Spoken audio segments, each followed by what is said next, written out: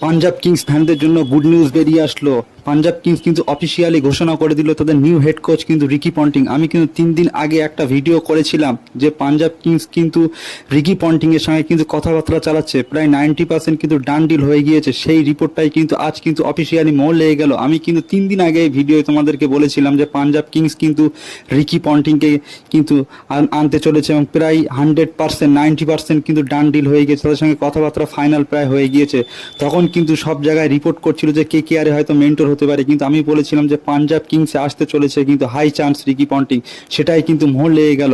আমার রিপোর্টটাই কিন্তু মোহর লেগে গেল। প্লিজ তোমরা এরকম রিপোর্ট পাওয়ার জন্য কিন্তু এই চ্যানেলটা প্লিজ সাবস্ক্রাইব করবে। সবার আগে কিন্তু আমি আইপিএল এর রিপোর্ট জানার জন্য প্লিজ চ্যানেলটা সবার আগে সাবস্ক্রাইব করবে, তাতে আইপিএল এর যেসব রিপোর্টগুলো আছে সবার আগে তোমরা জানতে পারবে। কেকেআর কিন্তু ইয়ন মর্গানের সঙ্গে প্রায় 80% ডান ডিল হয়ে গিয়েছে, অফিসিয়াল শুধু অ্যানাউন্স করতে বাকি আছে। এক সপ্তাহের মধ্যে